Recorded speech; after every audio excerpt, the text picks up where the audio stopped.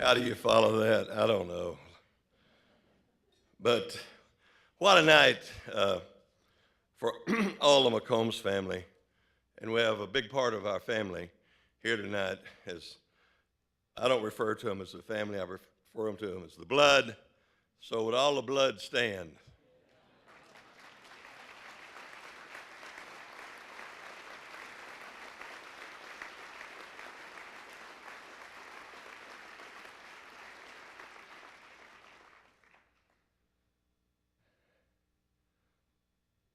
Dean Gilligan, thank you.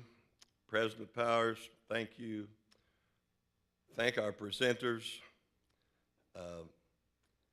What can I say? Herb Kelleher was my best friend until he started spending all of his time in Dallas. I was invited to be one of the original investors in Southwest Airlines. And just for the record, which is not really does me much good, but just for the record, I turned down the opportunity to be an original investor because I told Herb it would never work.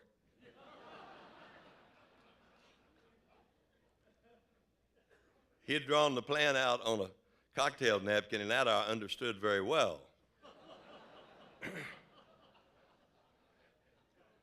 And actually, Herb really took away one of the most joyful parts of my life. I haven't really ever addressed him about this, but he was the only guy in town that would go to lunch with me and have 4 drinks with me. And when he left, I kept taking this one out and that one out and that one out, and hell, I just quit drinking. Because 1 or 2 didn't do much good. And I really missed that. Herb took that away from me. When Larry Faulkner and Bob May came over to visit with me, that resulted in the gift, they really didn't come asking me for any gift. We were in the midst of a campaign for the university, and the business school had been signed a portion of that overall campaign, and we'd gotten off to a real good start, but we were about halfway home, and we were just on High Center, and we weren't going anywhere. So I said, well, I think maybe the reason is we're not telling people what this is going to do. We're not using a hook here, which you have to have in selling something. And I said, Bob May, I said, so what is all this money coming in and we raised for the university, what is that going to do? And so Bob began to give me a little bit of the philosophical answers and such, and Larry was about the same. I said, yeah, that's not enough, you know. What are we going to see? What's going to happen here? Like, for example, if I were to give you $10 million with no strings attached, what would you do with it? So Bob May got serious, and he said, well, first I'd do this and this and that. And I said, well, what if I were to give you 20? And then it got to sounding so good, I was selling myself, God dang. I said, what if I were to give you 30? Oh, well, hell, we could change the world for certain. In the meantime, I think Larry was shifting around a little in the chair because he's thinking, where the hell's the money going to come from? You know, we were sitting on a used car lot.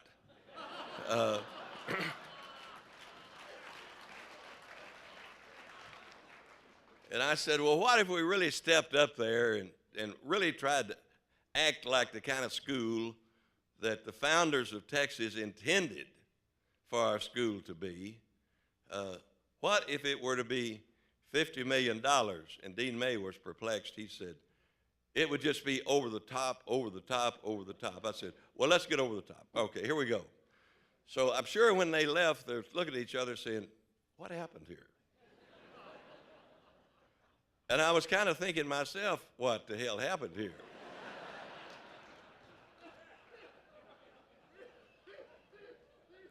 So I go home and gather the family together, and they had seen a lot of my antics, and I've been given a lot of credit for some things that did work, but I can assure you there were a lot of things that didn't work. And my family had always been very supportive of my whims and whatever. And when I mentioned this, my three daughters said, what? And they could tell I was really on fire about it. I said, this is going to make such a difference. We can really make a difference, blah, blah, blah, and blah, blah, blah, and blah, blah, blah. And so Charlene's always been so supportive. She said, well, of course it will, sweetheart. Absolutely and absolutely. Our three daughters were looking at each other like, well, they both gone crazy? Here in the middle of the day? So they kind of tiptoed around and like, well, we're really proud of you, Dad. Wasn't too excited about it, totally. Fast forward a little bit, and we're on the way up here to have the great announcement. And it was to be in the mid-morning, and we were passing through San Marcos, and Red Weaver had gone to work with me and was kind of my shadow, and still is. Thank you, Red, for doing all the things you do for us. But I wanted to say something which is not unusual, and Charlene and the girls were really they were, and even I couldn't I couldn't break in there. So I put my hand down to where they in the back couldn't see what I was doing, and I reached over and I punched Red. I said, watch this. So they were really getting with it on something. So I turned to Red in a rather loud voice and said, Red, we're just 30 minutes away from the big announcement in Austin. I'm so excited about giving this $50 million away. Hell, I think I'm going to surprise them and give them 100. Stone silence in the back of the car. Stone silence. About 3 seconds, and one of my daughters said, Dad, you're taking this a little too far. I said, well, I really had something I wanted to say. Well, please go ahead and say it, but don't give away another $50 million. So we've had a lot of fun out of all of it, although we have a lot of humor in our family. But really at the outset, and my vision never changed, and I know that we have different goals that are set for academic standards and such, and my goal has always been pretty simple. I want for our students, when they graduate, to have a line of people waiting to hire them. I want them to have choices of jobs, because that's what this is all about. This is about the students. And if we can create a program here that continues to improve to the point to where the business leaders of the world are looking at McCombs School to help them in their roles of business, then that will be my wish come true, because that is what I think that everyone here is about. And although they say it in different ways, I know this faculty is just as determined to try to do that. I know that the leadership with the dean and the president and the regents are just as decided in that. But I really like to put it out on the table and get our kids to thinking about it, because that's how good we want to be. I've had a lot of people discuss the intellectual aspects of why would you give, with the needs being so many and so great in so many areas, why would you make a substantial gift to a business school? And I'm sorry that a lot of people just really don't understand. But I know for a fact, and you do too, that regardless of your discipline, whether you're into academics, whether you're into public service, whether you're into the sciences, whether you're into engineering, whether you're into law, you cannot maximize your talents in those fields without a strong business core somewhere in your group.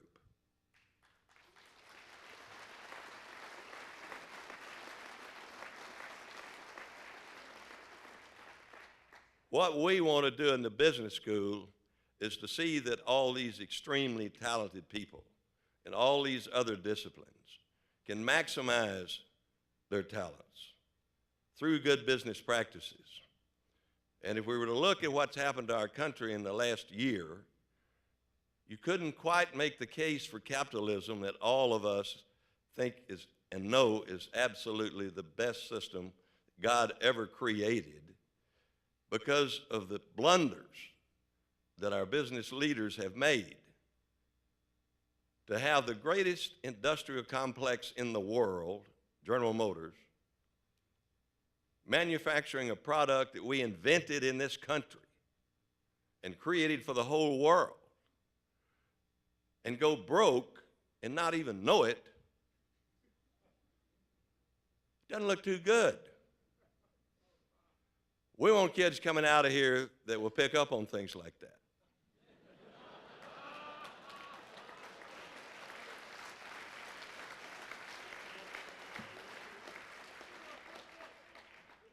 I really appreciate all of you being here and all the kind things that have been said.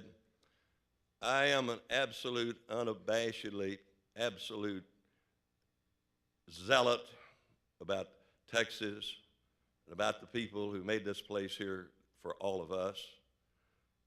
The people that came and settled Texas that essentially were not intellectual, but they knew one thing. They knew that they wanted their kids and their grandkids to be educated. And they gave away about half the lands in this state by the Constitution in saying this is public education for all these kids and grandkids. And then in trying to get into the Union, when the other territories in the West were giving away half of their state to become a state, Texas was not giving away an inch because they believed it belonged to the people of Texas. And they thought they would bring as much to the party as what they would get. And that's what Texans have always done. And that's why people like Don Evans gave up his life for so many years for public service in Washington. You can't exactly call that a cakewalk. That's tough stuff. But we got people in Texas that do that, and they offer themselves for public service. So for all of you here tonight, your goals are the same as mine. I don't have any question about that. I don't really deserve any accolades for the things that I do in the way of gifts or such, because nobody could ever get the joy out of it that I get out of it. I'm just glad that I can do it, and I feel like that the working people of Texas would do the same thing if they could. So I think that we are developing here a group of students out of this school that really get it. And I applaud all the leadership of this school for the role that it plays, and the deans, all the deans, and all their work in seeing that we are going to provide that kind of brain power and that kind of effort that all America needs, and it needs it worse now than ever. We're going to plow out of all this, but we got a lot of work to do. And we're going to have brains, we're going to have effort to get it done. And I feel like that our school, and you know, the naming of the school, when Don Evans called me to tell me that they were going to name the school, believe me, with all of my positive thinking, ego, whatever else you want to call it, I never in my life ever thought of anything that would cause the University of Texas to name the business school the Red McCombs School. I thought maybe I'd get a building named Wonderful or such, but when Don Evans called me out of the blue, I was on my car phone, and I really don't drive too well. You see, I can't walk.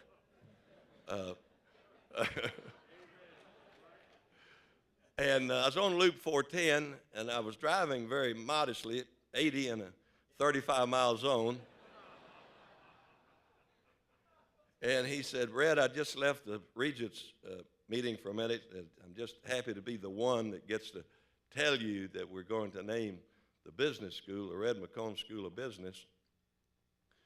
And it wasn't unusual for people who knew I was out driving to get out of the way, but my car started swerving, And I was trying to be sure I heard Don right, and he said, that is, I said, are you sure? Any rate, it's one of the proudest moments, and I actually started hyperventilating. I got my car off the side of the road and got the head down and got the breathing kind of deep, and then I was thinking about those 4 drinks at lunch that I didn't get to get because Herbie had gone to Dallas.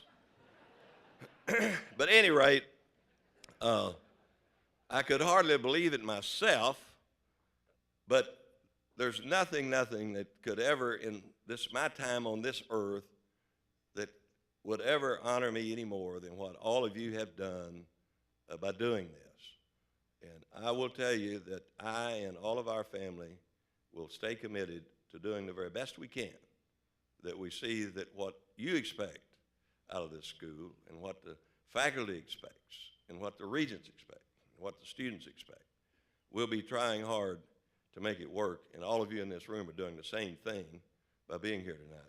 So thank you very much.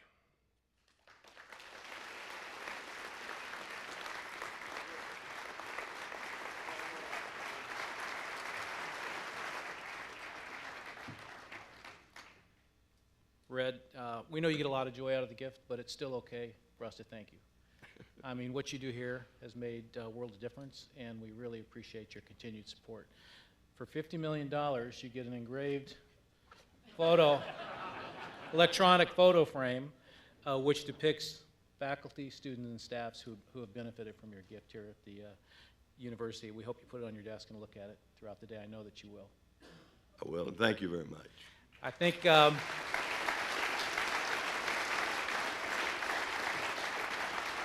if you all could lift your glass and join me in a toast. Red, for all you do and continue to do to enrich the lives of our students, the work of our faculty, and the reputation of our university, we salute you. Thank you. Listen, thank you very much. Hear, hear. Thank you all for coming tonight. Don, Herb, thank you very much. President Powers, thank you so much. This concludes our program. Please enjoy the rest of the evening. Thank you, Red.